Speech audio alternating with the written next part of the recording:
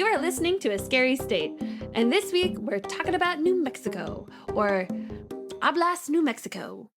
Wow. Thank you. So, Lauren? Yes, Kenzie. Let's get scary. We're starting off really strong today. I tried to be fancy, and then I forgot half of the intro. I was like waiting for you to respond. I think it threw you off because you said talking about, and I think we usually say covering. Yep. I don't know why after, 90 episodes we can't get this? I mean, you know, I like to keep it interesting. You got to change it up. No one wants to hear the same thing over and over again. So all of a sudden you say something different and ears are going to perk up like, wait a minute, that's not what they usually say. That doesn't sound normal. Right. And then they'll get to pay attention. So I'm just making sure that everyone is in the here and now. Oh. Yeah. So this is going to sound like my birthday month because today is my actual birthday. Woohoo! Happy birthday! Thank you. I just want to talk about what I got at work because it was so incredibly amazing. 100%. My amazing coworkers. So literally at 6:30 a.m., my one coworker brings me over the cookies and cream Oreos. Oh, So like super Oreos. super Oreos. And then at 7:30, my other coworkers brought me over crumble cookies. And the flavors were, okay, I don't think I told you them earlier. Chocolate chip, Ooh. brownie fudge, Ooh. pink donut, Oh, which are yeah, my I actual favorite thought that was an donuts. actual donut when you showed Yes, it to me. those are my favorite donuts. Mint chocolate chip and bacon or maple bacon.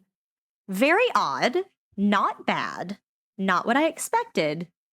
Not bad. It tasted kind of like a pancake. Mm.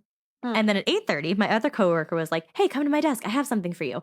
She gave me a whole thing of nothing bundt cakes. Ugh.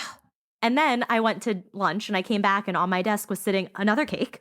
And it was a peanut butter cookie dough cake with 2 peanut butter cookies on top. Oh my because goodness. Peanut butter is my favorite thing ever. You can all the turn into a sweets. peanut. I know. All the sweets. And then you brought me a Reese's and other candy. It's just, oh, and Joe got me a cupcake. It's just all the sweets. So many sweets. It's amazing. It's super sweet. Super sweet. Super sweet to get all the sweets. But yeah, it was so sweet. I was like, oh, all these people care about me. Of course they do. Well, I didn't realize that. And I wasn't expecting any of that. And so when I got it, I was like, oh my God. You're going to have to get in this pond if you're going to be a silly goose.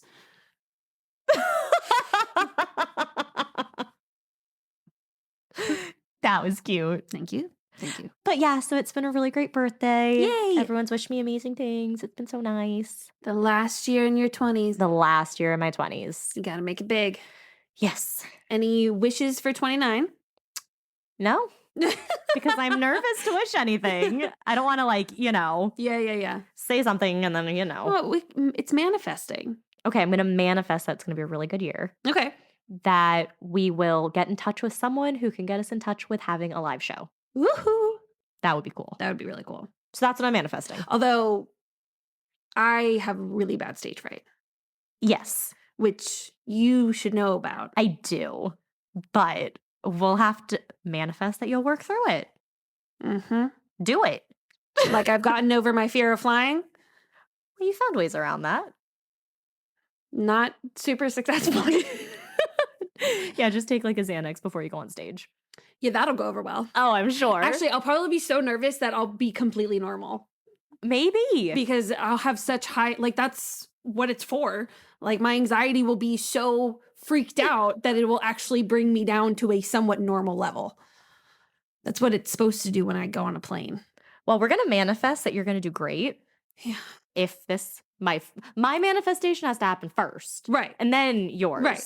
And then we're good. Yeah. I'm not going to stress about it until it happens. Right. Yeah. Perfect. That'll be fine. Because right now I live very in an ignorant bubble of I don't know the shit I say or what I hear or what people think because I don't look at anything. Mm-hmm. And so I look at the things. Right, exactly. Yeah. Because I'm like, I'm just going to keep it in my head that I'm just telling a story to my friend. Oh, yeah. So. Because you're used to telling me stories anyways. Yeah, and I'm a very sensitive soul. I might sound like, a hard ass and like a badass bitch, which I am, but You are. I'm sensitive.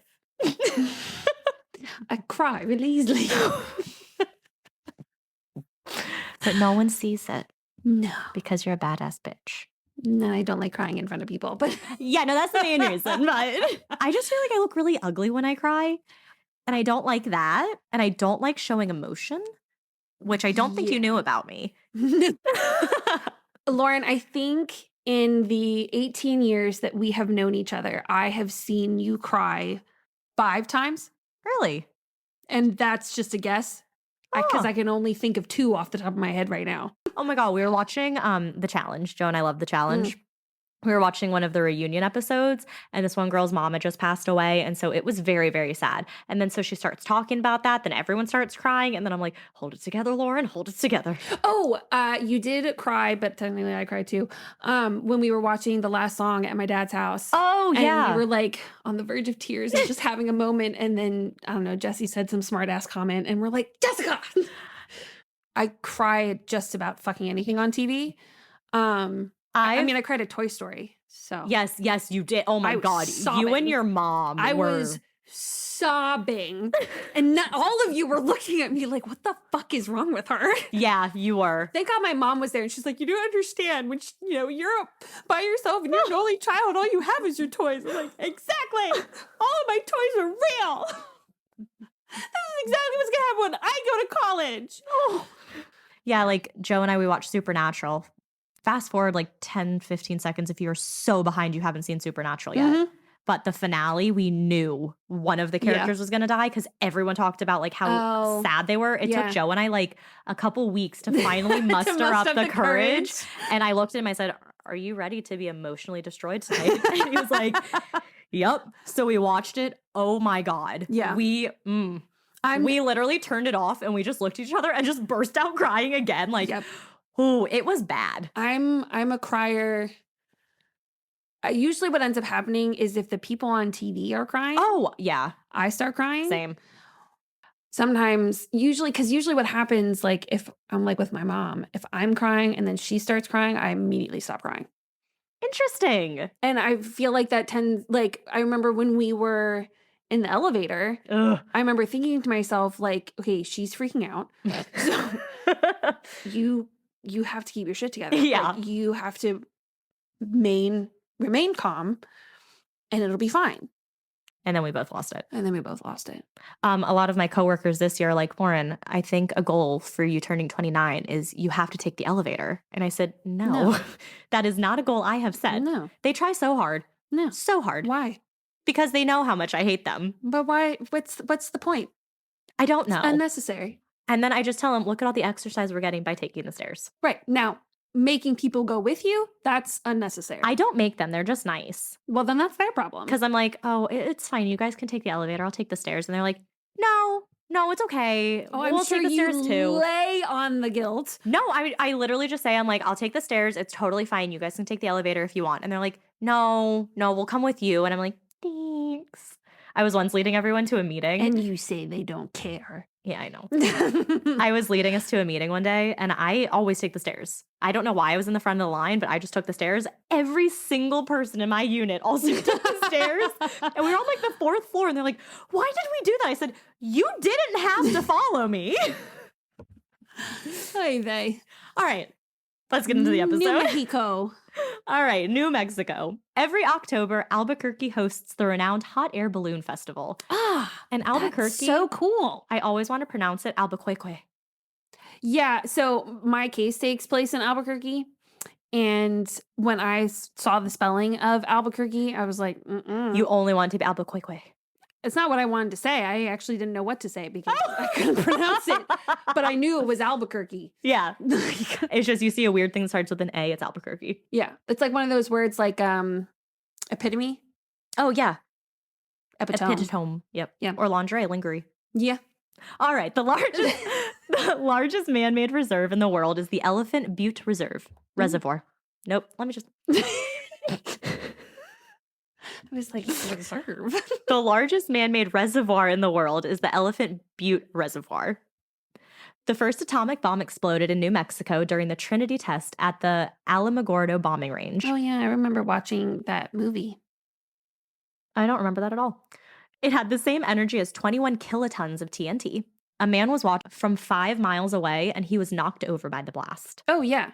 What's his name? The guy who helped technically create it. Like, I'm pretty sure he killed himself afterwards. Oh. Or like he super depressed. In the movie that I watched, did remember hearing that. He the guy in the movie had like really bad radiation, Oh, yeah. like sickness, poisoning, yes. whatever. Oh, that stuff's so scary. Yeah, and so that could also be it too. Ugh. But there's like It like kills you from the inside out. it's credited with ending World War II. Right. And so in high school we had like a debate of whether or not is it okay. Mm-hmm. And obviously someone had to be on the opposing side. Right. And so we, did a bunch of research for it. So it was interesting though, because when we were done with the debate, my teacher had said that she was for it because her grandfather was fighting in the war. Interesting. And I was like, that's exactly what I thought. And at the time, I kind of agreed with her because my grandfather was also in that war. Right. But he wasn't there. So I was like, I mean, yeah, like it ended things. Like, the war was over. But then it's also like, yeah, but it killed so many civilians. Yeah. And so it's like when you're kind of out of that classroom and in the real world and seeing the impact of this very isolated picture you've been given. Yeah. It's very interesting. It is very interesting. Yeah. So, anyway. New Mexico has the highest rate of death by lightning in the nation. Huh? So it must be right behind Florida. There are 16.68 million acres of forest land in New Mexico. This is about the same size as West Virginia. What this means is... So what you're telling me... The capital, Santa Fe, is at a higher elevation than Denver at over 7,000 feet. Oh, interesting. While Denver is only at 5,280 feet above sea level. It's weird that they have a really big forest. Yeah, you wouldn't think that. No. So one that, you could put West Virginia in. I know, it's wild. Yeah. In case anyone wasn't sure. Yeah, if you didn't know what we meant before. Yeah. So New Mexico is also higher than the summit of Mount Mitchell, which is the tallest peak in the Appalachian Mountains. Ooh. Yeah. Did you know Appalachian and Appalachia? It depends on where you're from for how you pronounce it. Yes. I just think that's cool. There are only 7. Usually people from Appalachia say that. Yeah. And everyone else does not. Yeah. There are only 17 people per square mile in New Mexico. That's how small it is. Wow. But per capita, New Mexico has the highest number of PhD holders. They also have the ghost town known as La Malahora. She's a ghost. Oh my gosh. I cannot believe I haven't told you this yet. What? So you'll be happy to know that first of all, I'm going to tell you what it is, and then I'll explain how what you said led me there. Okay. Okay? Because it's going to sound really random. Okay. But the Ice Nine Kills, Yes. their album, the Which silver one? screen one, Yes. I put the whole thing on my Moody playlist. I love him. I just Yes. love them so much. Yes. I was bebopping my head to a bunch of songs, so just put the whole thing on there. If they announce that they're going to Blue Ridge, I will scream. Yeah. And you will get a Snapchat of me screaming. Right. I just... But you said Lahora, and I thought of Horrorland, so that's why. Oh! Oh, I just love them. That's where that God. thought came from. And I was waiting for you to text me back so that I could tell you, guess what I just did? But then I forgot. Oh. And then I was like, oh, I'll just tell her when I get there. She'll be really excited. And then I forgot again. I am until very just excited. now. I am very excited. So. Oh my God, if they announce it, I'm going to die. I'd be All right. very excited. So, We'd this be ghost. super excited. So freaking excited. So freaking excited. We'll go to front row so I can look him in the eyes. All right. So this and ghost. then point him in my direction because you are married. I get a pass. He's my pass. Okay, so this ghost. She has glowing red eyes, pointed teeth, and the face of a demon. So she targets those traveling alone on country crossroads at night. She enjoys terrorizing these travelers by either paralyzing them or turning them insane. She is also often seen as an omen of doom. Duh. Seeing her means that very soon someone in your life will perish. Ooh, that's not good. There is also a story known as the Death Waltz, which goes something like this. A young lieutenant named Johnny and a young flirtatious girl named Celia fell in love. He is called to the war, so he proposes and she enthusiastically accepts. She loves him so much that she promises, though morbid, that if he loses his life, she will never marry another one. Like no one else. Well, as it has to go, Johnny died in battle. And not keeping to her promise, just a month later, Celia gets engaged to a new man. Well, Johnny's ghost is not happy. On the day of Celia's wedding, Johnny shows up with no scalp and glowing eyes and kills Celia. Legend says that her ghost is seen weeping near Johnny's grave. But another version starts the same with the promise and all of that, meets a new man, all that. While at the wedding, a ghoulish figure appears instead. The musicians continue to play as if in a trance, while this figure walks over to the new bride and takes her away from her husband and leads her to the dance floor. The two begin dancing while all the guests watch on, also in a strange trance. Slowly, as they dance and twirl, the life drains from the bride. As she falls to the floor, the ghoul vanishes out the door. Huh. Isn't that creepy? Yeah. Second one's like more the death waltz thing. Yeah. Yeah. Microsoft was founded in a garage in Albuquerque. Neil Patrick Harris is also from Albuquerque. And Demi Moore and Demi Lovato are from New Mexico. So, Mackenzie. Yes, Lauren. What are you talking about today? I am talking about a case. Oh, are you now? Mysterious case. So before I dive in, quick trigger warning that this case does involve subjects such as drug abuse and assault, so please be advised. But according to Project Cold Case, there are about 6,579 homicides in New Mexico between 1980 and 2019. Of those homicides, 2,277 are still unsolved. Do you have another unsolved case for us? Oh my God. So today I bring you the unsolved mystery. Oh my God. Of the West Mesa Murders. I know the last few cases I did. So I know the last few cases I have brought you have been unsolved. But stories like these ones never get enough attention. That is very true. And I will, of course, leave you with several good theories to ponder. Naturally. And ways to report anything to the authorities. I have some of that in my case, too, so you're welcome. Okay. So, the theories are good ones. So we don't have any, CIA rogue agents. No. Nothing quite so left. I was trying to think what that was, too. I was like, left course, left field. Left turn. What is it? Left. This way. But yeah, so, it's a good thing to bring awareness to. Of course. Because I did have that thought. I said, you have done a lot of unsolved, and they're going to get annoyed with you. Because we never find closure. Right. It's like, blue balls with true crime. That might have been inappropriate. But anyway. I was like, okay, well, maybe you should do one that's not like that.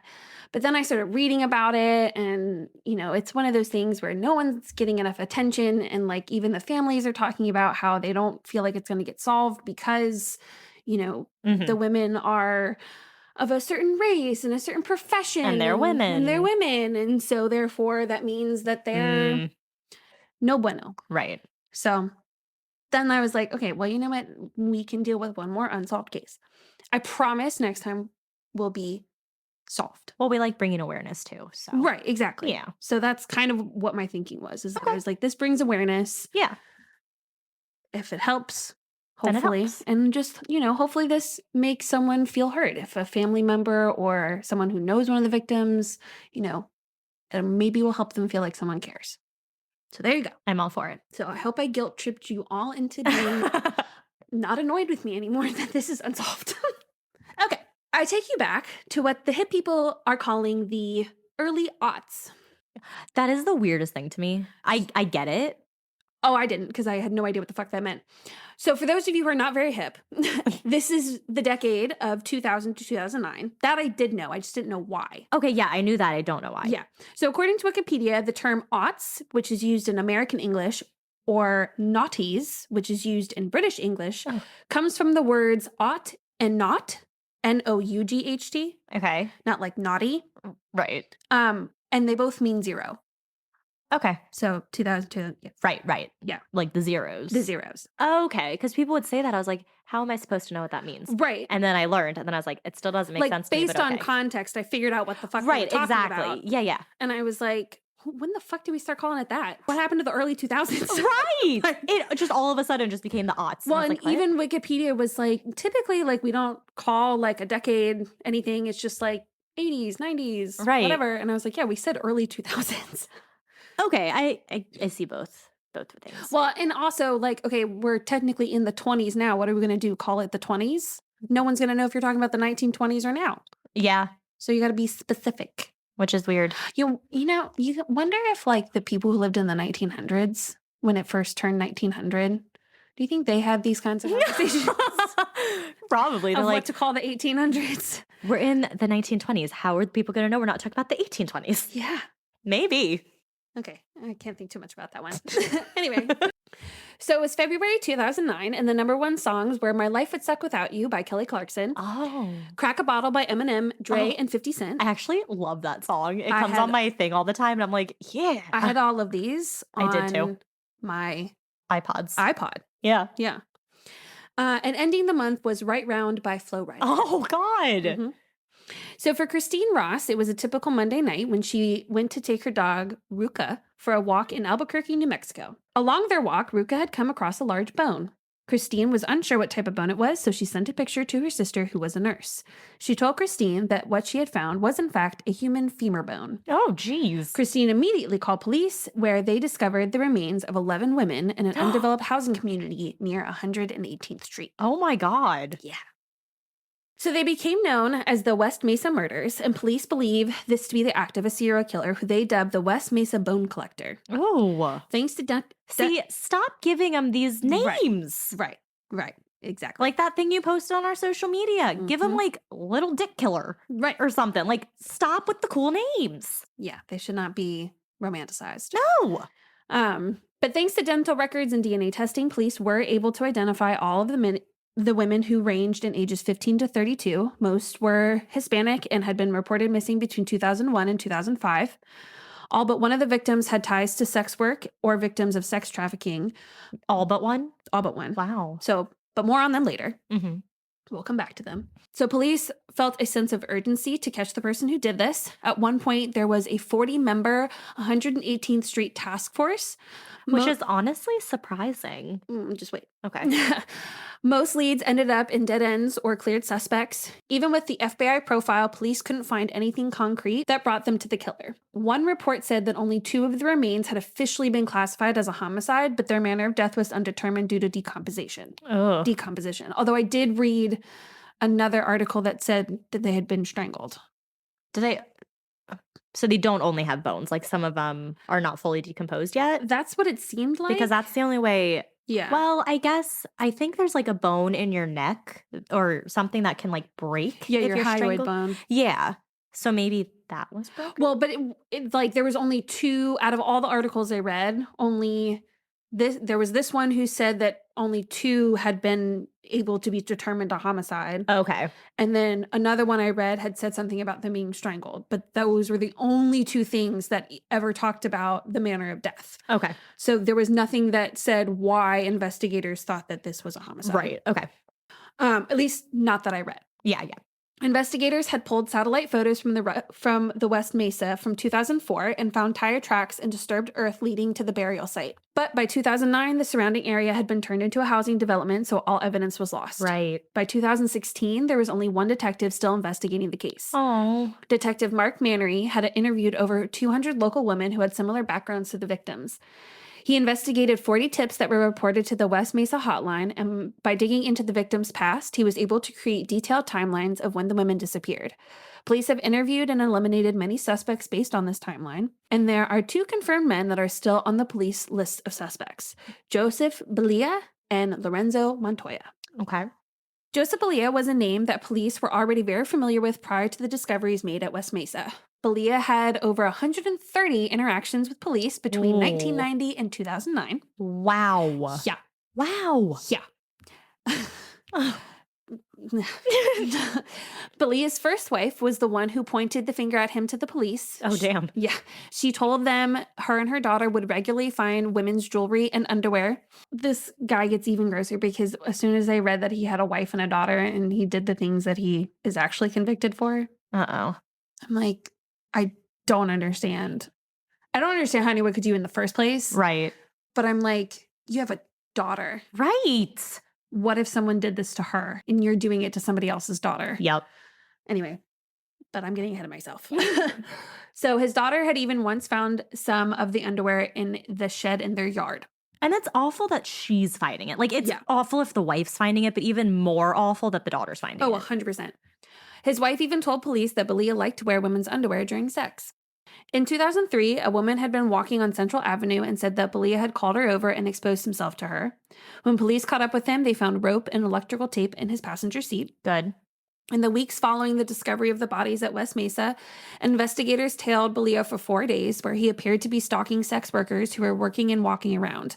One detective reported, quote, on 2 separate occasions, Mr. Belia drove Central Avenue from the west part of Albuquerque to the east part of Albuquerque. I say Albuquerque a lot. He slowed and circled the block in areas where prostitutes were working. He did not approach any prostitutes, but appeared to be closely watching them. Prostitutes or sex workers? I'm reading what the quote said. Okay.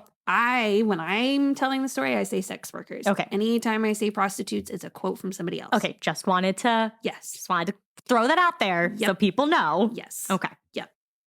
So detectives had interviewed one of the sex workers. See, I told you.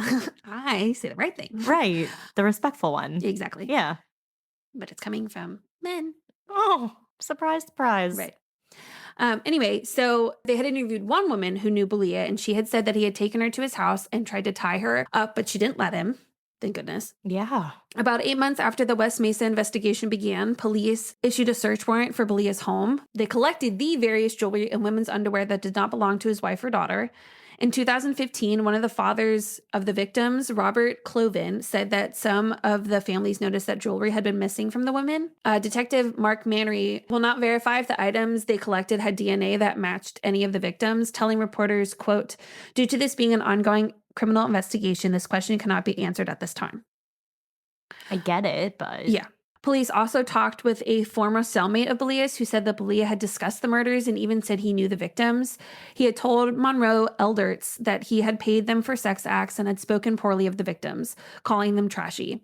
He also told Elderts that he had hit one of the victims when she had tried to take his money.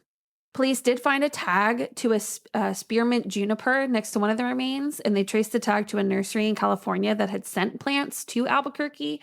And according to records, Belia had bought plants from nurseries that sold California plants, but it is not clear if they were able to directly tie the tree tag to him. Right.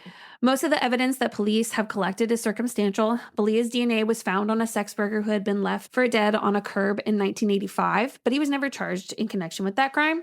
He was charged, however, for 4 sexual assaults that were unrelated to the West Mesa case, and he is now currently serving a 90-year prison sentence and has also faced accusations of raping a 14-year-old with a screwdriver. Oh my God. But apparently that case was dropped. Why? I don't know. Didn't say. See, I hate to say it like this, but I think people who do things like that should have it announced when they go to jail. Yeah. And then I think there should be jailhouse justice that just kind of takes care of it. Absolutely. I don't think that they should get their own cell block. Nope. I don't think they should be kept out of general population Nope. for their safety. They did something absolutely horrible. They need to face for it. Mm-hmm. But Pay that's for my your 2 cents there. consequences. Yep. Natural consequences. That's what I tell my kids. You can't go back and erase what you did. You got to deal with it now. Yep. Anyway, Belia's former attorney told reporters, quote, we dealt with this issue relating to all of this, but it doesn't seem like they really had any conclusive evidence regarding Joseph Belia. He's denying involvement in West Mesa consistently. And he obviously has still not been charged with anything involving these murders. Right. So similarly to Joseph Belia, Lorenzo Montoya has also been on police radar long before the bodies had been discovered at West Mesa. Montoya was arrested in 1998 when he tried to pick up an undercover officer posing as a sex worker. He had offered her $40 and took her to a motel where police arrested him, which also, I'm sorry, women, you are worth so much more than that. Yep. I was shocked. Yeah, that's I so was low. like, you are worth more than that. Yeah. You're priceless, but if we're going to put a price on it, It needs to be more than that. absolutely. They went to a motel and that's where police arrested him. Yeah. In 1999, he had picked up another sex worker near Central and San Mateo. I think that's how you say that. That sounds good. Yeah. Where police followed him to a dark end road near the airport, and police believe they caught him in the act trying to rape and strangle her. Oh my God. Montoya had only $2 in his wallet and was not planning to pay her. Yeah, because he was going to kill her. Mm-hmm. And then this is, again, you're worth so much more. In 2003, he was arrested again on Central Avenue after he picked up a sex worker and paid her $15. I'm like, what? No. Mm-mm. Mm-mm. Anyway, Montoya has a history of violence with multiple domestic violence reports against him from his girlfriend, saying that Montoya repeatedly beat her. She also told police Montoya did, quote, gross things to me, but it was not elaborated on in the report. Mm-hmm. She also reported that Montoya had told her he was going to, quote, kill me and bury me in lime. Oh my God. In December 2006, now talk about comeuppance. In December 2006, Montoya had invited an escort back to their trailer where he ended up killing the woman. Oh my God. The woman's boyfriend showed up to check in on her, and he had saw what Montoya had done, and he shot and killed him. I don't see, honestly, I'm sorry. I don't see anything wrong with that. Goes around, comes around. Police found the woman's body partially wrapped in a blanket next to Montoya's car. Her legs and wrists were wrapped in duct tape, and a thick layer circled her neck. There was an unrolled condom pillowcase and the woman's belongings in a trash bag in the trunk of the car. In his home, police had found duct tape next to his bed, along with hardcore porn and some homemade sex tapes. One of the tapes showed Montoya having sex with a woman when the tape goes black. In the next scene on the tape, the camera is facing a wall in Montoya's bedroom. Nothing is seen on the tape, but the audio captures what sounds like tape being pulled from a roll, and at least one trash bag is opened, following a few minutes of rustling noises. This is like a scary movie. Like, I'm getting chills just hearing about this. Police sent the tape to the FBI and other crime labs, but have not been able to determine what Montoya was doing. Oh my God. In the following weeks after the West Mesa murders, police immediately considered Montoya as a suspect. He was already dead by the time they found their bodies. Damn. Oh, and something to note is that even though they were found in 2009, they were thought to have to have been killed like 2003, 4, 5. Oh, okay. So years prior. Yeah. So like that's why these guys, the timeline would make sense. Right. Because even though he's dead At the time. right, Yes. there was no more after that. I understand. Yeah. So just to be clear with that. However, police were never able to find conclusive evidence that directly tied Montoya to the murders. They even tested the carpet in his home for DNA that could be matched to the victims, but all tests came back negative. Police also did not find anything suspicious in his financial records around the time that the women had disappeared. Well, because he's not. No. Right. Police Okay. still haven't found anything conclusive that ties Montoya to the murders. So this next theory is a little shaky Okay. and not 100% clear, Mm-hmm. but it points to a third possible suspect. Okay. And I've done my best to try to untangle Okay. everything before presenting it to you.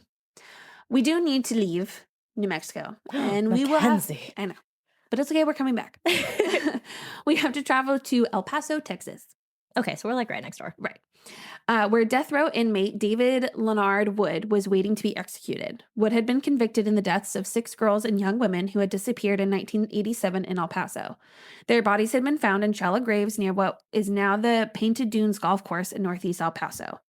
Police also suspected Wood in the disappearance of 3 other women, Melissa Alanes, Shirley Vasquez, and Marjorie Knox, who were never seen alive again.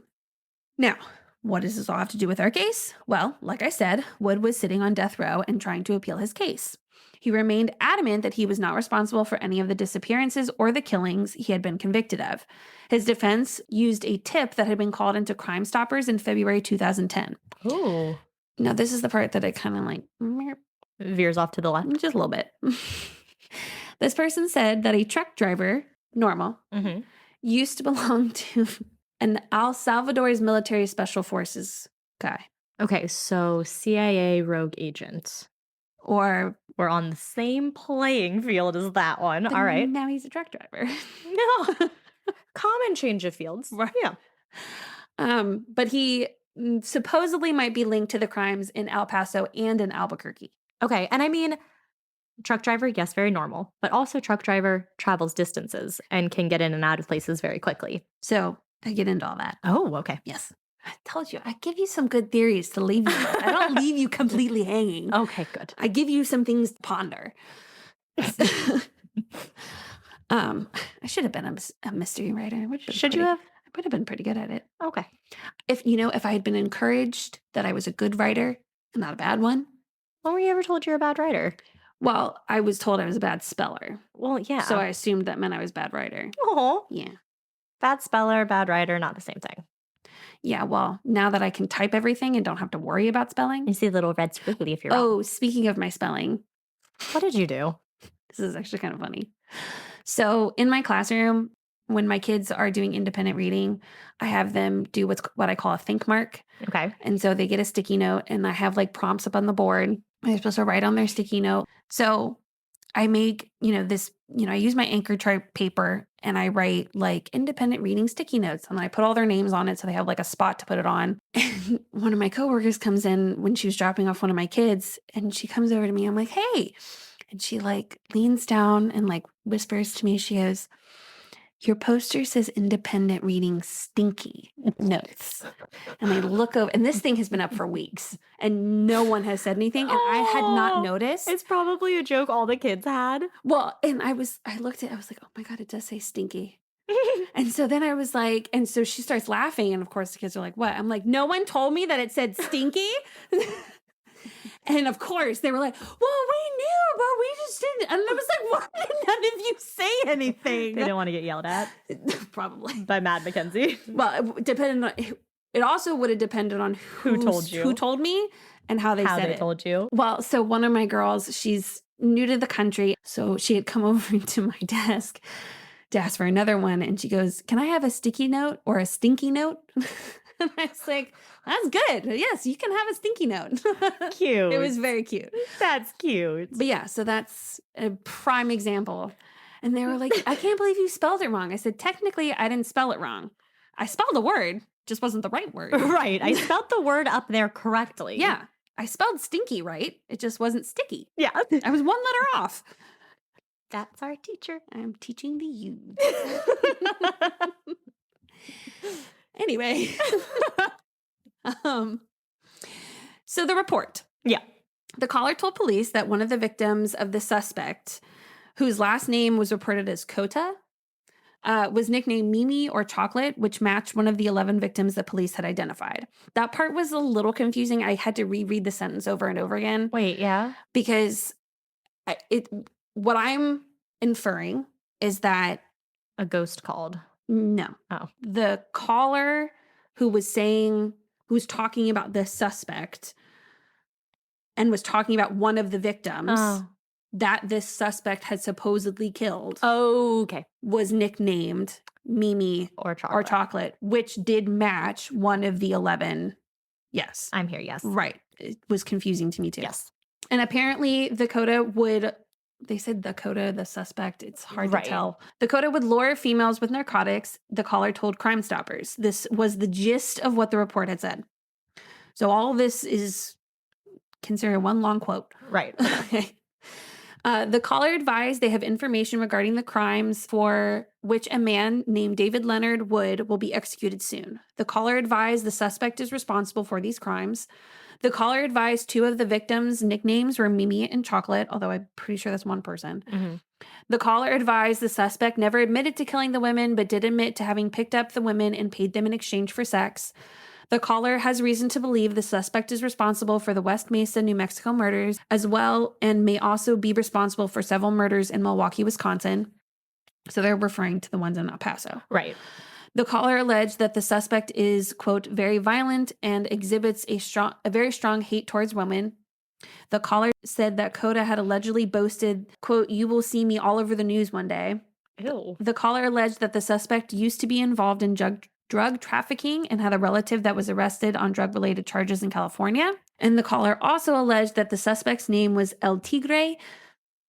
See how I tried to roll my R there? Yeah, it was beautiful. Thank you. That means tiger. Yeah, that I knew. And it was between 55 and 56 years old, had a thin build, reddish hair, and drove a light burgundy colored van. The suspect supposedly worked as an Interstate 18-wheel truck driver and had lived in Albuquerque and West Oakland, California. Okay. So the FBI had began their highway serial killings not investigation. Task force? No. Initiative. Ah, that's the word. Which focused on murders that could be tied to long-haul truck drivers. With collaboration from local police, they were able to make arrests in some of the cases they investigated. But FBI officials said, quote, the victims in these cases are primarily women who are living high-risk, transient lifestyles, often involved in substance abuse and prostitution. Mm-hmm. They're frequently picked up at truck stops or service stations and sexually assaulted, murdered, and dumped along a highway.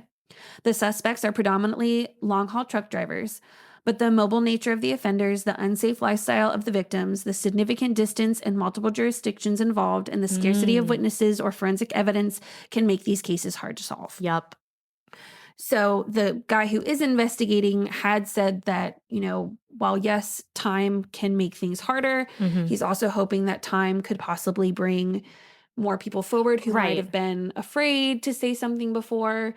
So before I get into who the victims were and their stories, if you do have any information, you can call the 118th Street Task Force at 1-877-765-8273 or 505-768-2450 or Crime Stoppers at 505-843-STOP with any information that you have concerning this crime, or you can contact the detective directly. I don't have his contact information. So, who were these women, you may ask? Well, yes, that's a very important part.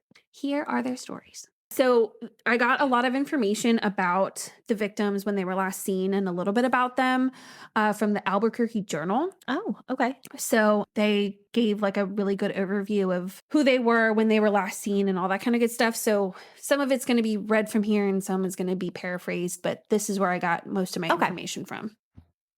So Jamie Barilla, she was 15 and she was last seen with her 23-year-old cousin Eveline Salazar heading to a park at San Mateo in Gibson Southeast in April 2004. They were never seen again until their bodies were discovered. Right. Jamie had actually been the final skeleton to be identified almost a year after the first bone was found. Wow. Jamie's mom believed that investigators would find her daughter's body long before she had been named, and unlike the other victims, Barilla had no known prostitution or drug arrests. Interesting.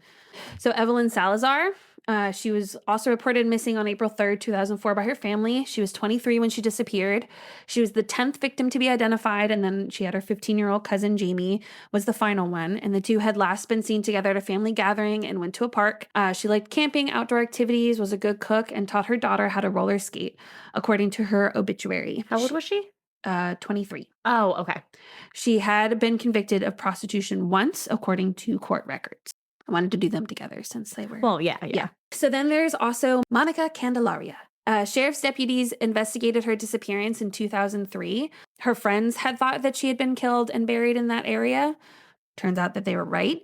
Why did they think that? I don't know. It didn't say. That's odd. Yeah. When the 21-year-old never showed up, detectives turned it over to the Barnillo County Sheriff's Office Cold Case Unit. The case stayed cold until she was identified as one of the women found in 2009. So they might not have thought she was specifically there. What I'm thinking is that she thought that she had been killed, and that's why she had disappeared. Okay. So... But just the buried there part is what's weird. Yeah, the wording was odd. Right. So I'm not really sure. But her obituary says Monica enjoyed laughing, joking, taking care of babies, and spending time with her family. She'll be remembered as a loving daughter, mother, granddaughter, niece, cousin, and friend who will be truly missed. Aww. Most of these women, except for a couple of them, are moms. Oh. Yeah. Just doing what they can to get money. Exactly. And I read I can't remember what serial killer it was, but they also targeted sex workers and said that they targeted sex workers because they were kind of lower. They were the lowly crowd and no one would miss them. Yep. Which is so freaking sad. Yeah. I actually have a really good quote from someone who commented on one of the articles. Okay. That I think really kind of highlights the point. Okay. So Victoria Chavez, 26, she was the first woman whose bones were identified after they were found, but before the public had learned that the women had been likely murdered by a serial killer. To have them come and knock on my door, I was devastated, her stepfather, Ambrose Saez, said at the memorial event in 2009. I never thought it would end like this. I just had that hope.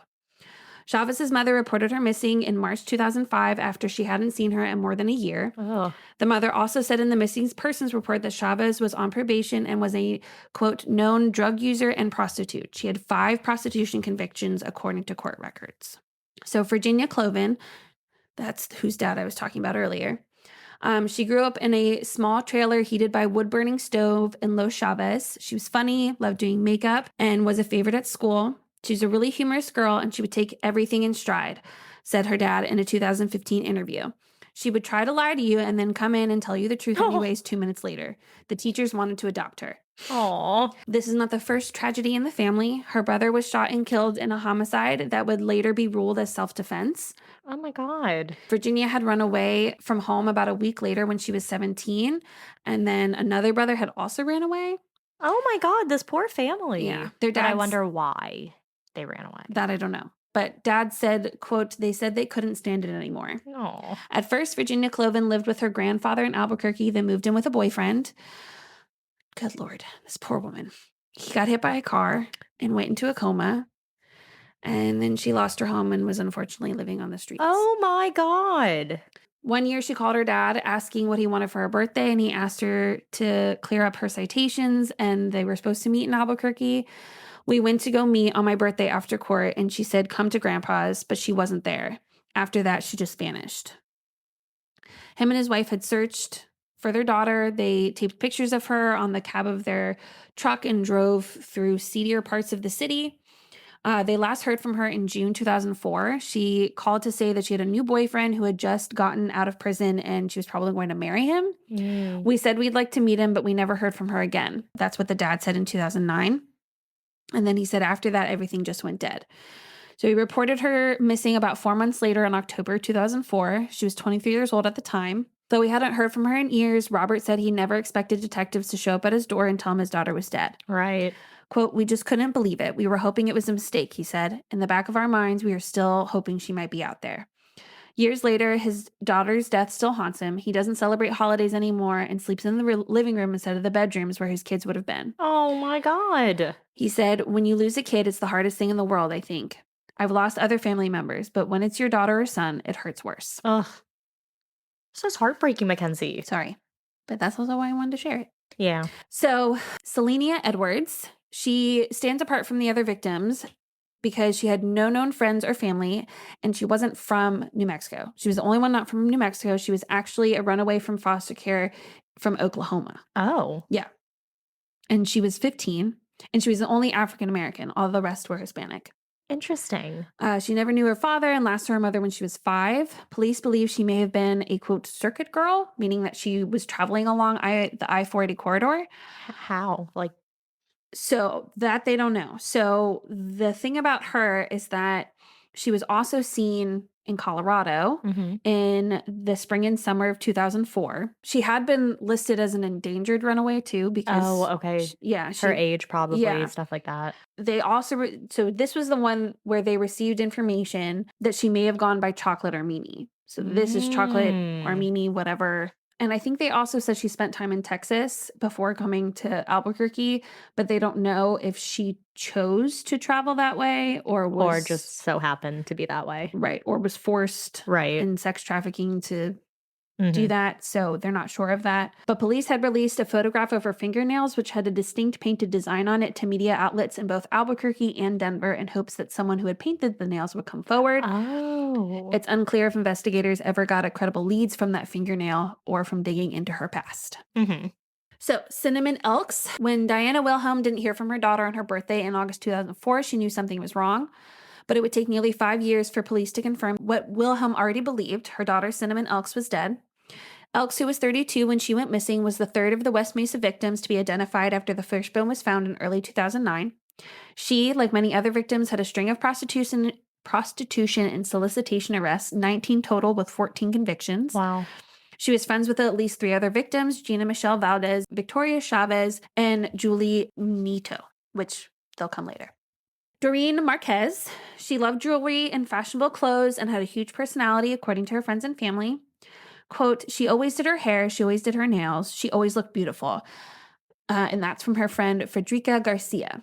She said, this girl was gorgeous. She was not the one to say, I'm going to put my hair back today. I don't care how I look. She went to West Mesa High School where she was a cheerleader. She later had 2 daughters who she was devoted to, throwing them extravagant birthday parties. As the girls got older, Marquia's boyfriend was jailed and she turned to drugs. She spent less and less time with her daughters, leaving them with her sister or other family members. I kicked her out of my house. That was the last time I saw her. Julie Bubbles Gonzalez, Marquia's sister, said in an interview last year, I just told her, it's better if you just go. Whenever you feel like you're not going to use or you just want somewhere to come and eat and shower, whatever, my door is open. And she never came back. Garcia said the last time she saw Marquise, she told her that she could help her deal with her addiction, but Marquise refused. It's not like she lived this lifestyle from 18 to 27, Garcia said. It wasn't like that. It's like the last year of her life, she started having problems. She was a really good mom. She was around 27 when she disappeared. Police reported that she was last seen dropping a child off at Calvary Christian Academy on Leeds Southeast near University in October 2003, but a friend later contradicted that, saying she was last seen in Borales.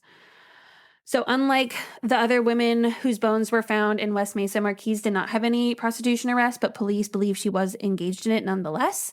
And now, years later, her daughters still go down to Roswell to decorate their mom's grave with butterflies and wind chimes. Oh.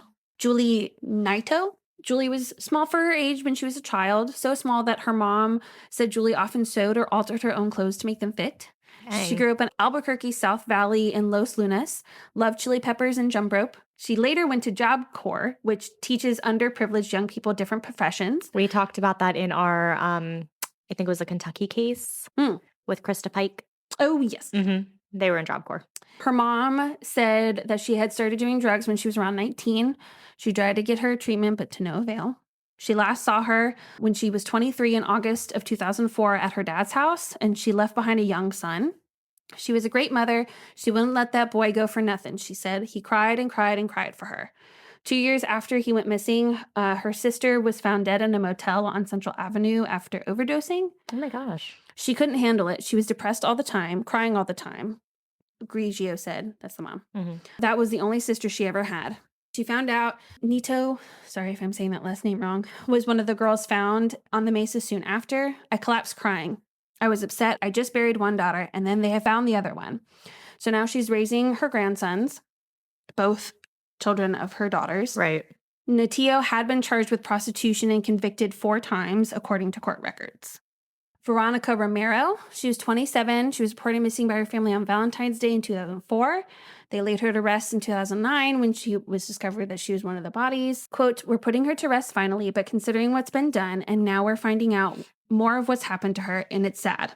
To one of her family members. She was hurt real bad. And then lastly, Michelle Valdez.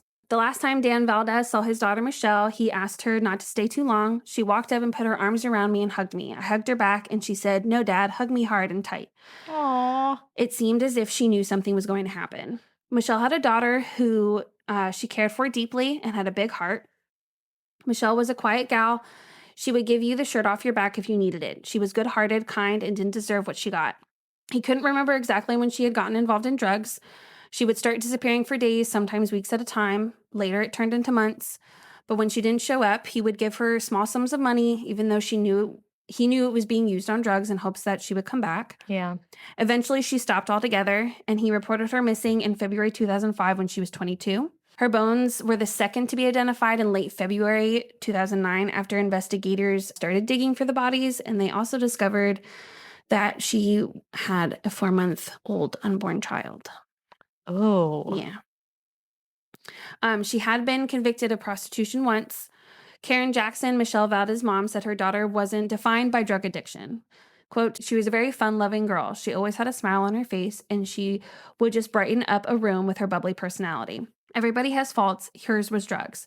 But she was still a human being. She was a good big sister. She always looked out for her sisters, and she was a mom who cared for her kids' accomplishments. She has 2 younger sisters, a son and a daughter, and she dreamed of one day being a singer, or maybe a lawyer, like her aunt. Drug addiction certainly wasn't the lifestyle she wanted, her mom said. She wanted help, but she didn't have money or insurance. It was very hard for her to get it. Mm-hmm. As the years wore on and the case remained unsolved, Dan Valdez became a de facto spokesperson for the families. But he fell ill of cancer and liver problems in 2014 and died only 3 months after the Journal interviewed him, which is what I'm reading from, Right. in late January 2015. At the time, he said he was still patiently waiting for police to catch her killer, saying, quote, God, I wish we had some answers. We all met our maker in the end anyway. We'll get our justice, maybe not here on Earth, but we'll get our justice. So those are the victims, and I wanted to kind of leave you with this really great quote that I feel kind of sums up the why of telling you this story. Right. So this person, Lenny Fienman, commented on one of the articles that I used in my research. And this person said, the feelings about prostitution are a part of our culture and it is not shared worldwide. For Americans, this is a bottom rung in our society, but the reality is some people don't have much choice. Many are very young, selling the only commodity they have, while others are forced into it by pimps.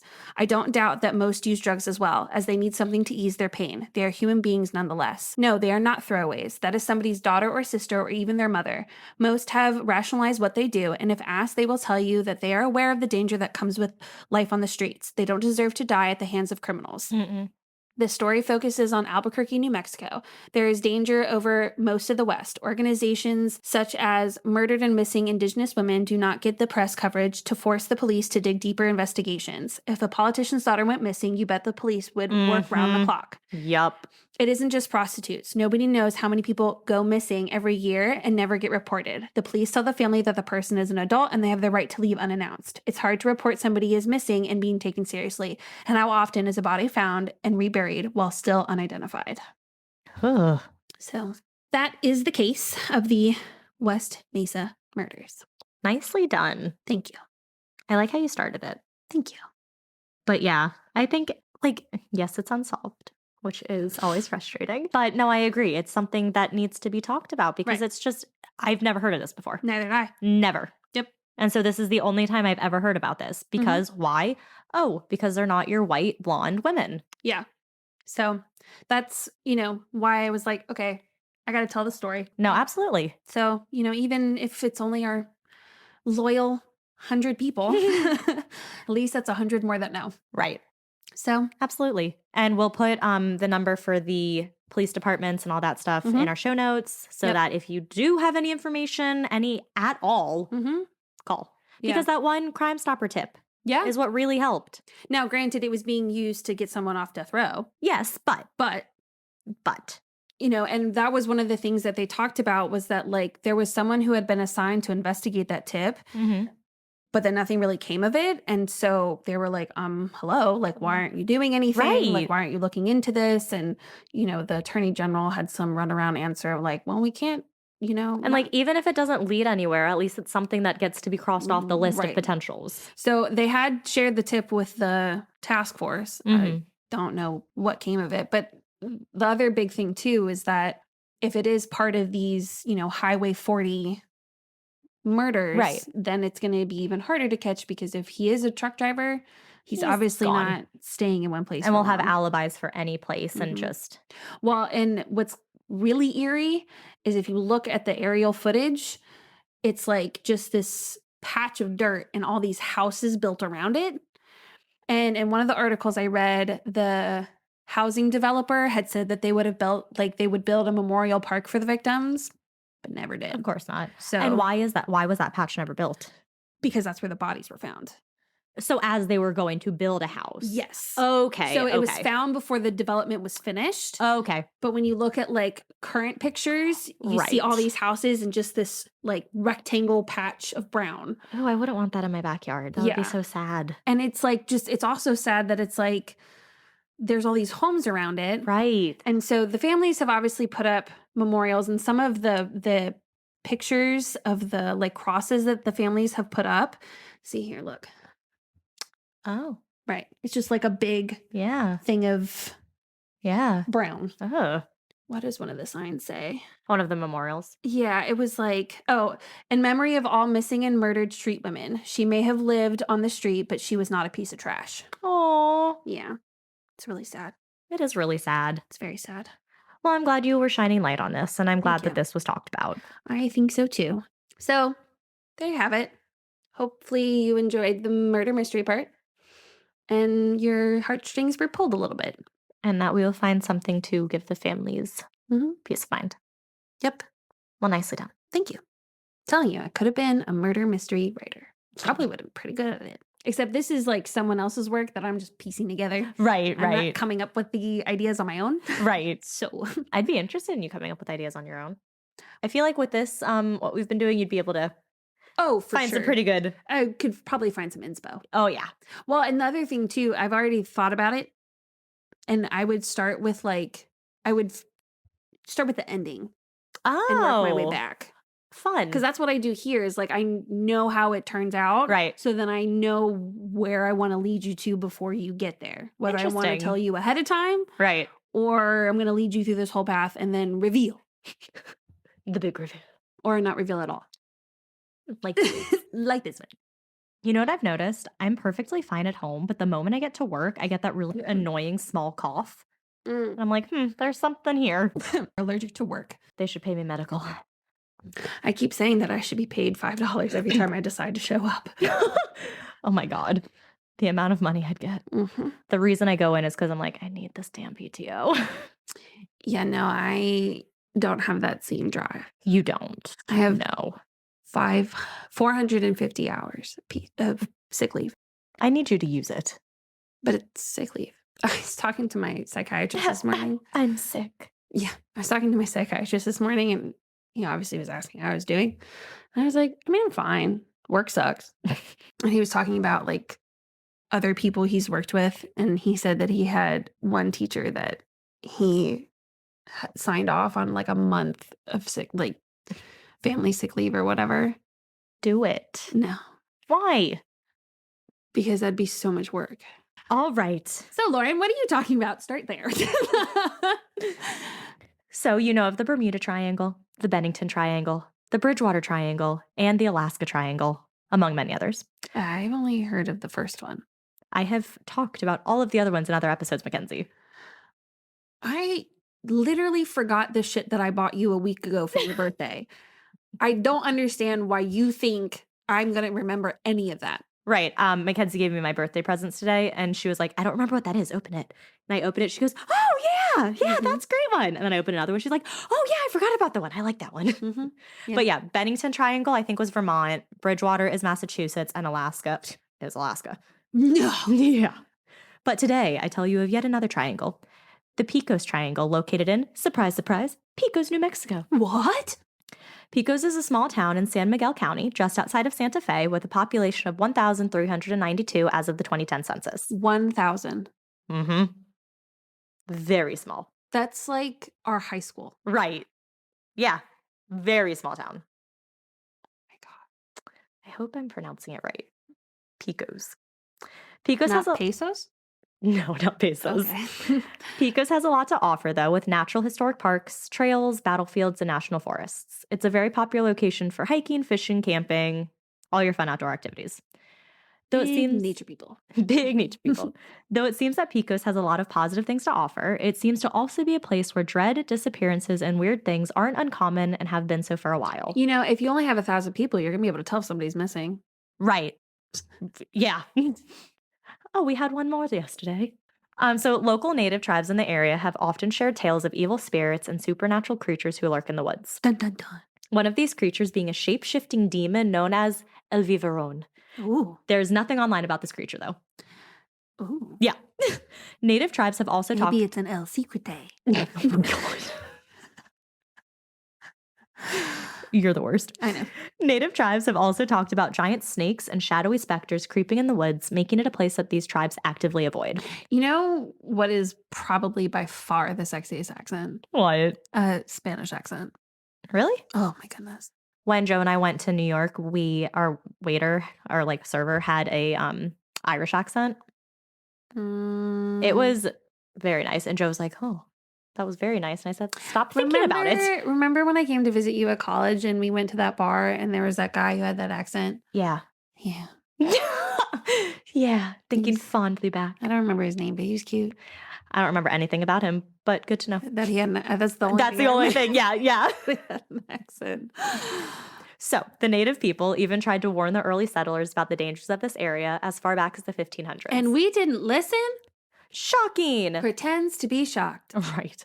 The early European settlers have talked about seeing strange, unexplainable lights in the area. Well, yeah, you were told that was going to happen. Right. That's like I know.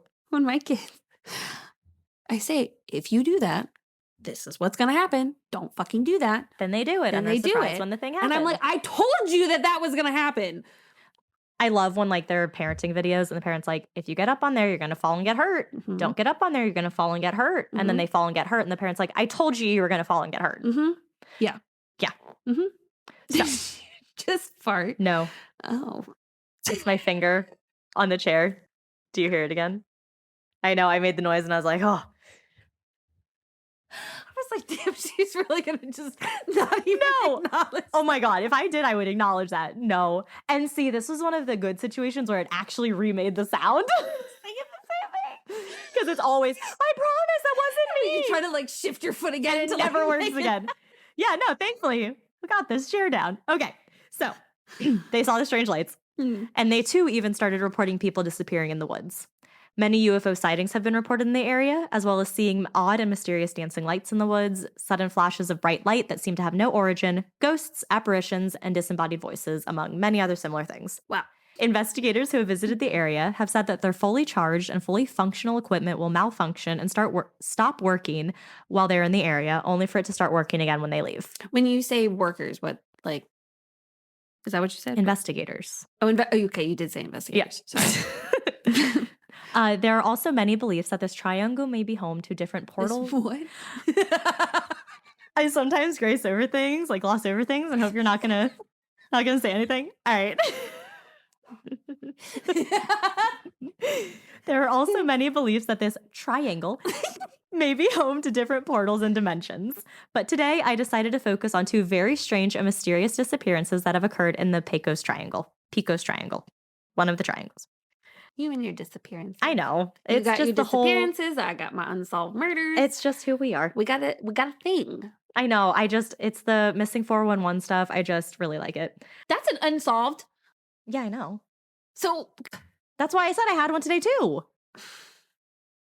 Okay, so it is the disappearance of 61-year-old Brooklyn-born Melvin Nadel. So yes, I said that he is 61, but he was still in very good shape for his age. He wasn't a big guy, measuring in at about 5'2", which is my height. Oh my God. And weighed 135 pounds. Oh, tiny man. But he had obtained his black belt in Taekwondo at one point. Hell yeah.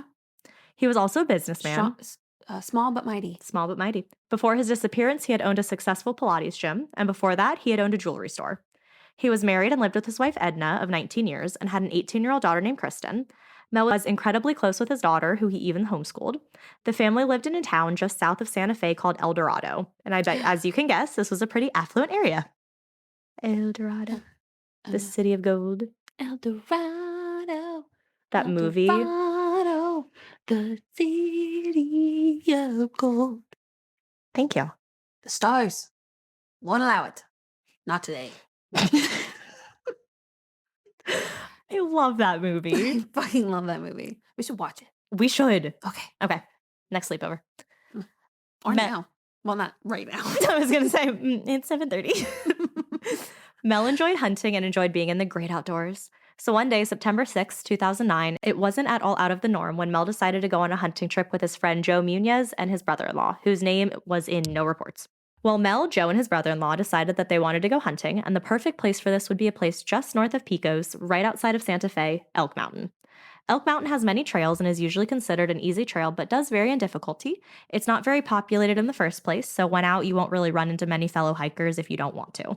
There are also the more populated areas, as they always seem to be your picnic areas, things like that. Yeah. Their plan was to head up to the mountain, camp, and do some hunting. So that morning, the group of three drove up the mountain, all in their separate vehicles, along a logging road, and found a place that they decided was good to set up camp.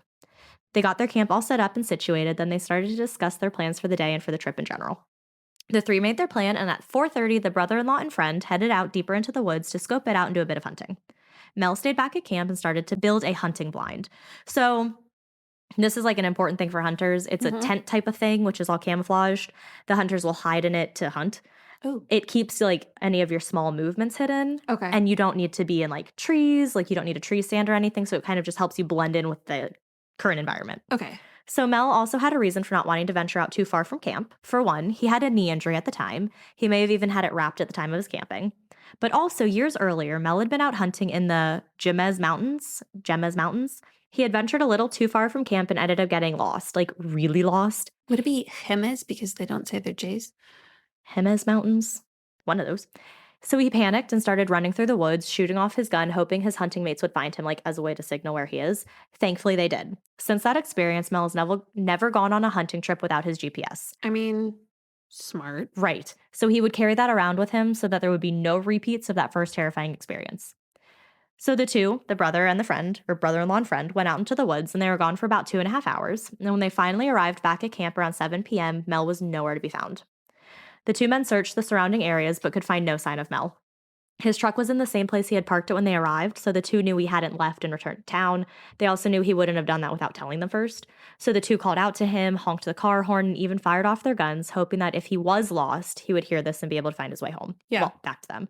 But hours passed and they got no answer from Mel. That is when they knew this was serious and they alerted the authorities. It was assumed that if he had gone missing, it wouldn't be hard for Mel to get to safety. The area that they were in wasn't too remote. Like, you're still able to... They weren't, like, in the middle of nowhere. Right. Like, if you're standing in certain areas, you can see the city lights of Santa Fe off in the distance. So Okay. you're not completely secluded. Right. He was also dressed well for the terrain and the environment. He had on thermal underwear and socks, a camouflage turtleneck, a camouflage shirt, camouflage pants, along with a jacket and hiking boots. He had his marten bow with arrows, a hunting knife, and a .44 special revolver with him. And he was, like, experienced at this stuff. Right. Like, he's gone hunting a ton. He has he knows what he's doing in this environment. Right. This was assumed that it was all with him because it wasn't found at the campsite. Mm-hmm. On him, Mel wore a black Seiko watch on his wrist and had a Lucky 13 pendant around his neck. Lucky 13 because he was born on March 13th, which is 11 days from now. Yes. He had also designed the necklace when he owned the jewelry shop. So a search was launched the next day, which actually grew to be one of the largest in New Mexico history. Hundreds of people searched the area. All-terrain vehicles were used. Aircraft was deployed. Dogs were used. The dogs actually were able to pick up a scent, which was accompanied by Mel's footprints. So the scent, the footprints, the dogs find it. Right. The scent trail led out to about 100 yards from the camp along a path until it all of a sudden stopped. This abrupt ending of the scent trail also confused the dogs as they looked around trying to find the scent again, but they weren't able to. Like, even the dogs knew, like, it shouldn't stop right here. Because it wasn't like a body of water or something. Nope, it was just the path, and just all of a sudden the scent stopped. Path still goes on. Scent stopped immediately. Weird. There were no other signs at the end of this trail, no apparent struggle, no animal or vehicle marks, no torn clothing, no blood, nothing. It was as if he literally just vanished. His car also hadn't been moved, and sitting in his car, they found his phone, backpack, and his GPS, the one he never went into the woods without. Another weird fact to mention, around the time of his disappearance, unusual weather was reported. There was a heavy snowstorm that actually halted the investigation for a day. Oh. A snowstorm in September. Huh. It was noted... Oh, fuck. Right. In New Mexico. In New Mexico. Well, they're in a mountain. Yeah, but still September. Still September. It was noted multiple times in multiple places that a snowstorm at this time was an unusual occurrence. Yeah. This storm hindered some of the evidence that might have been present before, but that's completely crazy. Gone now. Authorities were absolutely perplexed, so naturally, theories began to swirl. Of course. So the first theory is the stupid one that is always the number one theory in most disappearance cases. It was aliens. Not the number one. The number two. We do get to it. So the theory goes that Mel walked out this way to where the path was, the way that the dogs picked up, but then carefully doubled back and then fled off in a different direction to start a new life. But this one's stupid and doesn't make any sense. First of all, by all accounts, he had a loving family, was a successful businessman, didn't owe anyone money, had no known enemies. His wife had been interviewed multiple times and knew for a fact that he wouldn't have just left. Sure. He would have never have abandoned his family. Like, it was just a very happy family he had. Right, yeah. His bank accounts were obviously monitored after his disappearance and they remained untouched. And how would he have been able to double back, then take off in a different direction without the dogs picking up on that? Right. Yeah. So this one just doesn't make sense logically. Like, you would have to climb up in a tree and swing something, or like jump up from the spot. Like, it just doesn't make sense. Superpowers. Right. The other obvious theory, he was attacked and killed by an animal, then dragged off somewhere. But again, this doesn't make any sense, as there were no signs that anything like that had even occurred. Right, and I feel like you would have found something of him. Exactly. He wouldn't just be gone. Exactly. The trail, the campsite, the whole surrounding area showed absolutely no signs of anything like this happening. And it was thoroughly searched by, like I said, the biggest search party in New Mexico. Like, unless in a day's time you can murder someone, dig a deep enough hole, but something would be disturbed. Right. That you put the body in it and then somehow cover it up so it doesn't look like you've just now refilled a hole. There's no way. There's no way. And yeah, if something did happen, there would have been signs. Right. Then we have if something earthly happened. Right. Well, I was literally just going to say we have our other outlandish theories. So first is that... it doesn't sound too outlandish to me. Well, one says that he was abducted by aliens. Maybe. Or that he somehow stepped through an interdimensional portal. I mean, his tracks did stop abruptly. Not off the table. And this area, like I said, has been known for UFO sightings and potential portals. And a whole lot of spirits. Right. Those Native Americans were the first ones to say something hinky is going on. Right. Right. But to this day, for over 14 years, no signs or anything have been found of Mel Nadel to point to what happened to him, where he disappeared crazy. all those years ago. His family, obviously heartbroken, wants to know what happened to the man they love. If you have any additional information about Mel Nadel, please contact the New Mexico State Police at 505-827-9300 or your local FBI office. The next disappearance I'm going to talk about is that of 71-year-old Emma Frances Tresp. Oh, interesting that they're both old. Yeah. Tresp was described as having grayish-brown hair and glasses and was between 5'6" and 5'7", and weighed between 120 and 135 pounds. So kind of the same thing. Mm-hmm. Tresp was originally from North Little Rock in Arkansas, where she had 9 children. Damn. Yeah. Emma was a very active and very healthy 71-year-old. She was described as being deeply religious. I mean, yeah, you got 9 fucking kids. Right. You got to be active. She was described as being deeply religious and enjoyed traveling. Yeah, you have 9 fucking kids. Very Catholic, is what it said. Very religiously Catholic. So a super cute little note here. She would often threaten to disown any of her 9 children if they tried to take away her car keys. Because she liked to travel so much. Wow. It's so cute. I thought that was very cute. That's, that'd probably be me. Yeah. Take my keys. I'm trying to go get a tattoo. I will You disown you. You know how spiteful I am. Yeah. We've been friends long enough. I know. So when she was younger, after she got married, as she was raising her family, and even after that, Emma was known to travel across different states, across the country, even once taking 3 of her unruly grandsons on a trip to D.C., camping in tents along the way. I bet that grandma had those whippersnappers whipped into shape. Oh, I bet. Mm-hmm. Her family described her as such and also said that she had no mental health issues and no known bouts of memory loss or anything like that. See, if I was going to have a family, I'd want to be like the matriarch. The one in charge. I can absolutely see that. Yeah, that doesn't surprise me at all. That would absolutely be you. Mm-hmm. I want to be like her. Minus having 9 kids. That's a bit much. That's a lot. Yeah. But her kids did mention she got lost easily when she was driving. Her daughter, Susie, said, quote, she'd get lost a lot. She said she'd drive around until she saw something familiar. Then she would be fine. I mean, Emma, resourceful? It's so weird calling like a 71-year-old Emma. Oh, yeah, I was not expecting you to say that. Right. The whole time I started going by her last name at first, and then I was like, well, I called the other guy by his first name the whole time, so I'm going to call her by her first name, but it's Emma, which is just such not a grandma name. Well, can you imagine a Mackenzie at 90 years old? No. I can't even imagine a Lauren. No. Because our image of grandmothers are Barbara's and Edith's. Right. But they, too, were once our age. Exactly. So exactly. Time's changing. Time's a-changing. We're going to have a Jennifer.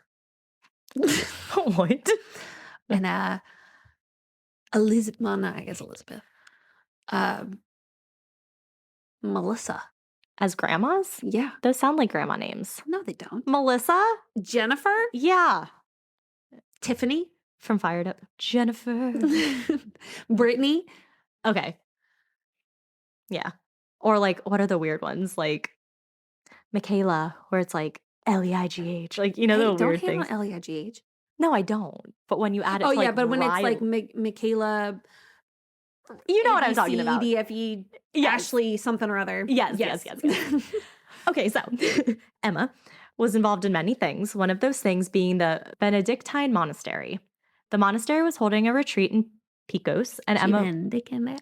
What?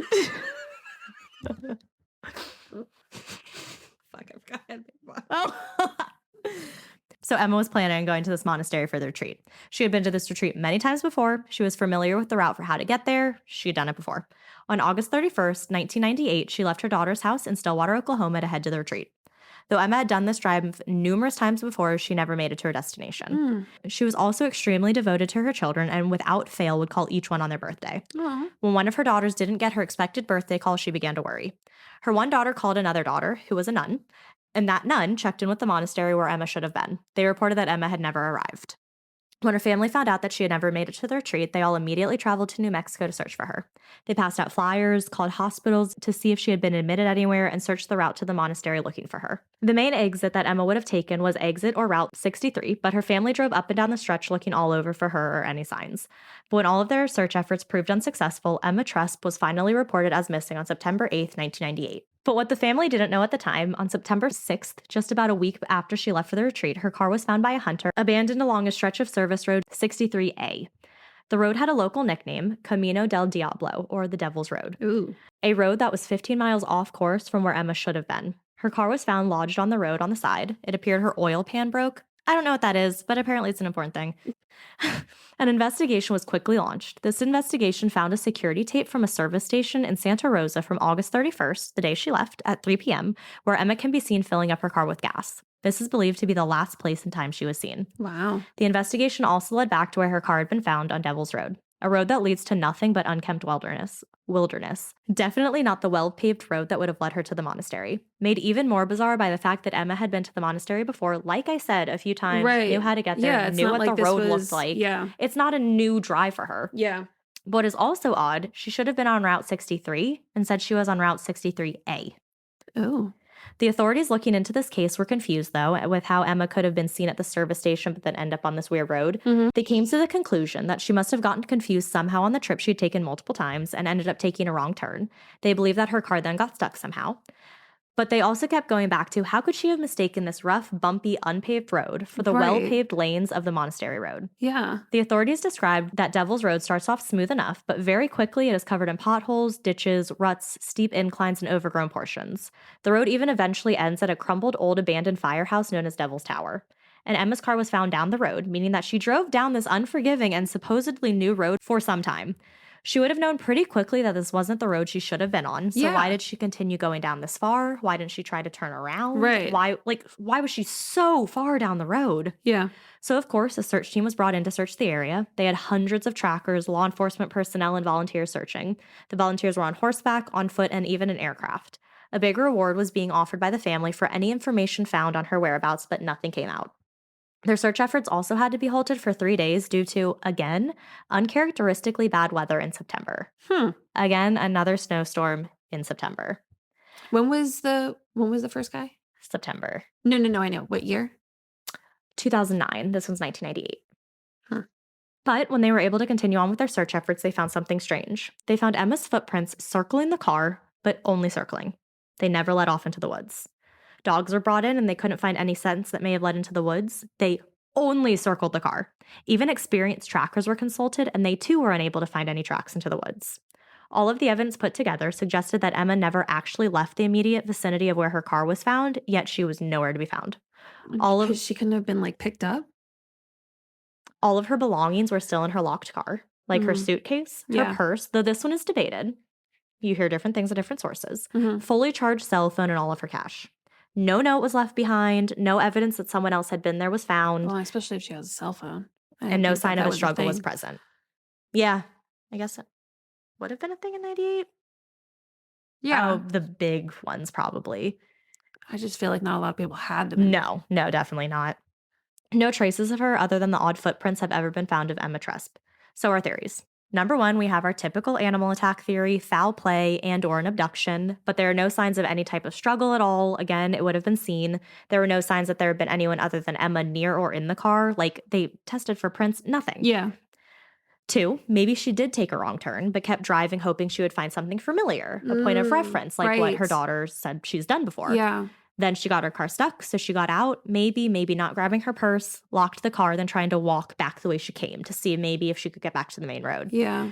The theory is then that it got dark, so she started to walk back to the car, was going to stay there for the night, and maybe took a wrong turn and got lost and confused deeper and deeper into the woods. Oh. But again, That's so there's no signs of heartbreaking. this. There's no footprints leading away from the Yeah. car. Like, that's just not another theory that people are going with. Right. Maybe she was being chased by someone or something that led her down this road, which Mhm. could explain why she kept going down this wrong road so far in the first place. Right. But then we have to ask, what would have been chasing her?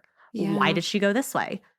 What brought her down this road that's 15 miles from the road she's supposed to be on? Right. Like she obviously she had turned off somewhere. Right. Of course, we have our alien theory, as always. Some claim that this road area where she disappeared is known by the names UFO Point, Baldy Road, and Pecos Baldy Broken Axle Road. Why is it? I don't know the Baldy part, but the broken axle I thought was interesting because she had a broken car. And then the aliens because aliens. Right. State police investigator David Martinez said it seems like she just disappeared. No other explanation. Just poof, gone. So, of course, her family's heartbroken, but are still holding out hope that Emma will be found one way or another. If you have any information about her, please call the New Mexico State Police at, and this is a different number, 1-505-757-2302 or 1-505-827-9300. That was the same one as the last one. So what's even more strange about her and Mel's disappearances is that they only occurred 5 miles or 8 kilometers away from each other. Oh. Yes, many years apart, but in the same general area. The same time of the year. Their disappearances were actually only 6 days apart. Emma disappeared on August 31st and Mel on September 6th. Oh. Emma's car was found on September 6th. What? Right. No other websites mentioned this point. What? And I was like, hello? Right. I was like, this is a huge piece of information. Like, how did no one put these two things together? And they're literally almost exactly 10 years apart. Yes. In the same area. And it snowed. Yes. No other places put those two together. And those were like the main parts that I thought of. What? Right. Yep. So these two cases are the most... I have a theory. What? What if it is a, like, earthly thing and it's a murderer, and what he does is, because I'm sure this snowstorm doesn't just pop out of nowhere. Right. While it might be rare, they probably know it's coming. So what if that's like a trigger? And so that's why they're so far apart and they happen to be around the same time because of the rarity of it happening. Maybe. So he's like, well, I know it's going to come. It's going to like stall things. I don't know. It's so weird. It's very weird. Other places I read said like maybe it's this portal that kind of opens and closes on its own. So maybe because it's the same time, Does same it area. snow at all in that area? It's like, it's the mountains, so I would assume. It's just not in September. But in September, like even I was in Colorado in September and we got some like flurries when we went way up in the mountain, but it was flurries. Yeah. It wasn't anything that would hinder, it didn't stop us going up the mountain and walking around, you know? Right. So these two cases are the most modern and well-known cases of disappearance in the Pecos Triangle, which Devil's Road curves through, but they certainly aren't the only two. There are 3 others who have disappeared in this area, all about 5 miles from where Emma disappeared. There's David Chavez, Robert Browning, and Stanley Vigil. Chavez and Browning's bodies have never been found, both leaving behind nothing, no traces at all, just completely disappeared. But Stanley Vigil's body was found in the river a few months after his disappearance. He had gone hunting near Barillas Peak. Didn't you talk about a place called Barillas County? Oh. So he was hunting in Barillas Peak in November of 2017, which is the last time he was seen. He was found by an off-duty New Mexico State police officer who had been fishing in that area's wilderness. Vigil was found with a head injury and broken ribs, but his cause of death was ruled as drowning. It later came out that foul play is suspected to have been involved in his death instead. So there we have the Pecos Triangle, yet another mysterious triangle in the United States that only provides more questions than answers. Well, we both left some befuddling stories for people to contemplate. With many theories. But yeah, it's just so weird how similar weird. they were, and the locations and the time frame and the like What circumstances. about the other ones? Are they like... There honestly wasn't a lot of information about those. Yeah, because I mean, you just briefly mentioned them. I so only found out about the Stanley guy because another article was like, oh, there was another disappearance of this guy, but he was found. So then I found some news articles about him. And I won't lie, I didn't super go into the other two. Right. But the Robert Browning, I found his name in one place. Yeah. No other articles mentioned him. And then the first guy, David Chavez, again, nothing really mentioned them. Everything was focused on Mel and Emma. Because those are like the two just random wild cases. And I mean, if you think about anything else, it's like they weighed about the same. They were about the same height. They were about the same age. Yeah. So. Very weird. Yeah. Very, very bizarre. But yeah, when I was like finding out my research, I was like, I'm going to do true crime. I haven't done that in a while. And then I saw a triangle and I was like, damn. I tried to do something haunted, but then I found this. You found a mystery, an unsolved mystery, and you're like, damn. This is all my... We have our things. I mean, everything. My missing 411, I just cannot get enough of it. Every time there's something new, I'm like, yes. I can't get enough of it. Got to do any case when it deals with missing 411. I don't know why. Like, I liked it. I like it being solved and having an answer. Right. But there's just also something that's like, I get to come up with an idea. Right. Well, anyway, happy birthday episode. Thank you. My second birthday episode. Whoop, whoop. You had a whole month. I get a couple episodes. We're good. We are not the same. Well, see, I feel like I get gypped from it. You get like 24 days leading up to your birthday in the month. Mhm. I get 2. Yeah, but I'm also me and I make everything about me. Yeah, but see, I can't be like, oh, it's my birthday month when we're in the middle of February. You can do whatever you want. Nah, that's just weird. You can make it your birthday month for the rest of March. Be like, fuck this. I'm celebrating all goddamn month. I don't want just 2 days. I am deserve all celebrating 31 this weekend and next weekend. See? So, perfect. taking it. And then when I turn 30, it's just going to be all March. It's Absolutely. just going to be my celebration. We'll do something every weekend. Oh, okay. Yeah. Oh, that would be fun. Mhm. Well, thank you for listening. Follow us on all the things, rate and review us, sign up to buy some stickers. Thank you to people who have rated and reviewed us.